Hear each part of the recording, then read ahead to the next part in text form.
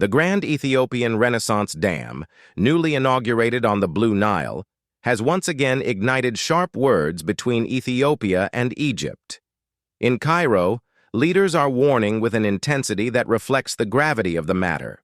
President Abdel Fattah El-Sisi has declared that all options are open if Egypt's share of the Nile is touched. To Egypt, this is not merely a development project far upstream, it is an existential threat. For a nation that draws nearly all its water from the Nile, the dam is seen as a hand poised over the country's lifeline. Egypt's fears are rooted in both history and geography. The Nile has sustained Egyptian civilization for thousands of years, its annual floods once determining the rhythm of planting and harvest. In the modern era, the Aswan High Dam gave Egypt control over the floods and secured irrigation and electricity, but it also made the country even more dependent on a steady flow of water from upstream. Any disruption, especially in years of drought, would mean less drinking water, less irrigation for crops, less electricity, and more strain on a rapidly growing population. Ethiopia, on the other hand, presents the dam as a project of national pride and survival. For decades, it has struggled with energy shortages that have stifled industry and left millions without reliable electricity. The GERD, Africa's largest hydroelectric project, is meant to change that by generating thousands of megawatts of power. For Ethiopians, this dam is not a weapon. It is a promise of light, factories, and development. But history complicates the picture.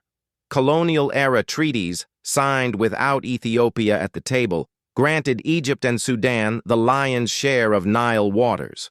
Ethiopia has always rejected those agreements, insisting on its sovereign right to use its own resources. Egypt, however, holds fast to the principle that its survival depends on water security, and it views unilateral filling of the dam without a binding agreement as a direct violation of trust and international law. Years of African Union and international mediation have failed to produce that binding accord. What has already happened fuels the tension further. Ethiopia has carried out multiple fillings of the dam's reservoir without consensus, steadily reducing downstream flows during those periods. Though the Nile has not yet run dry in Egypt or Sudan, the symbolism of unilateral control has alarmed Cairo. Officials warn that if Ethiopia can fill and operate the dam without agreement, then in times of drought, Egypt could face devastating shortages. Thus, Egypt speaks of existential threat. It is not mere rhetoric, but a reflection of how closely tied the river is to its national survival.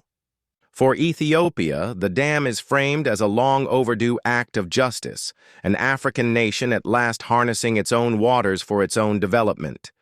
Between these two positions lies a river that has nurtured civilizations, yet now threatens to divide them. The warnings from Egypt today are echoes of this long struggle, a reminder that the Nile's gift has always come with the weight of history, rivalry, and survival. Yet, in the cities of Addis Ababa and Cairo, life continues amidst these tensions.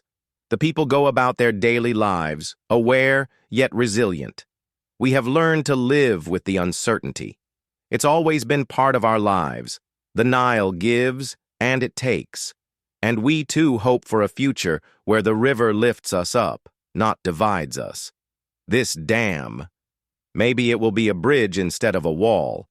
As the dawn breaks on the Nile, the world watches and waits, hoping that the future brings more bridges than barriers. One Africa is what we need, not tension between Africans.